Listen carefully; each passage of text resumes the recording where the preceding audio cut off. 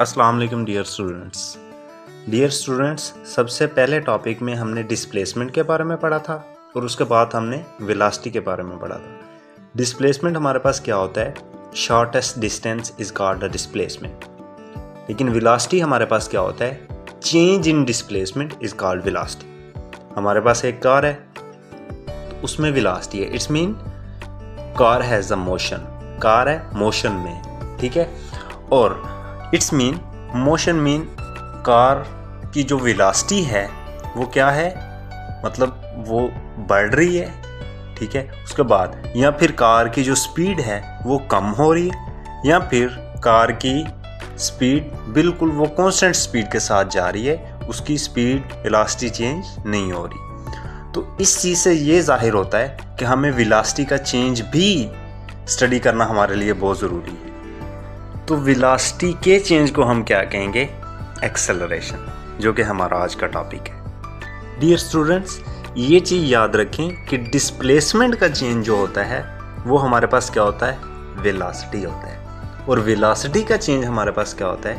Acceleration होता है। Dear student, बड़े मज़े की बात है, आप सुने कि अगर हम कहें कि डिस्प्लेसमेंट हमारे पास ज़ीरो है तो वेलोसिटी क्या होगी? जी, वेलोसिटी ज़ीरो ही होगी, क्योंकि जब डिस्प्लेसमेंट में चेंज नहीं है तो वेलोसिटी हमारे पास ज़ीरो है। तो स्टूडेंट्स, अगर हम कहें कि वेलोसिटी हमारे पास चेंज नहीं हो रही, वेलोसिटी ज़ीरो है, तो एक्सेलरेशन क्या होगा हमारे पास? जब वेलोसिटी में स्टूडेंट्स चेंज ही नहीं है तो एक्सेलरेशन हमारे पास नहीं होगा। सो स्टूडेंट्स, हम एक्सेलरेशन की डेफिनेशन यूँ कर सकते हैं कि the time rate of change of velocity is called acceleration. यहाँ से हम एक्सेलरेशन का फार्मूला ड्राइव कर सकते हैं। तो एक्सेलरेशन हमारे पास क्या हुआ? The rate of change of velocity. तो हम एक्सेलरेशन को यूं भी लिख सकते हैं, चेंज इन वेलोसिटी हमारे पास क्या होता है? Final velocity minus initial velocity over t. तो हम एक्सेलरेशन को इस तरह भी लिख सकते हैं। तो ये दोनों फार्मूले हमारे पास एक्सेलरेशन के हैं। स्टूडेंट्स, आपको पता होना चाहिए कि ये कौन सी क्वांटिटी है, एक्सेलरेशन।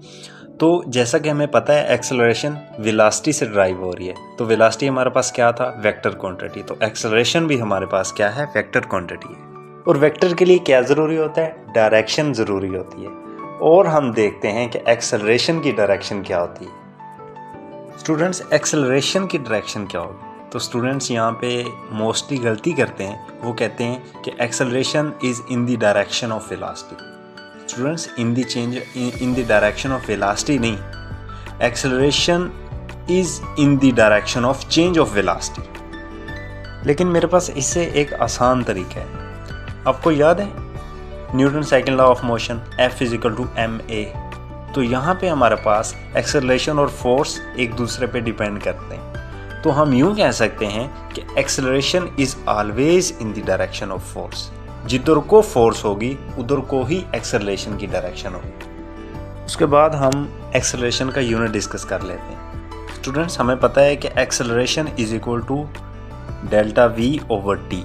तो हमारे पास जो डेल्टा वी है, इसका जो यूनिट है वो हमारे पास क्या है? मीटर पर सेकेंड।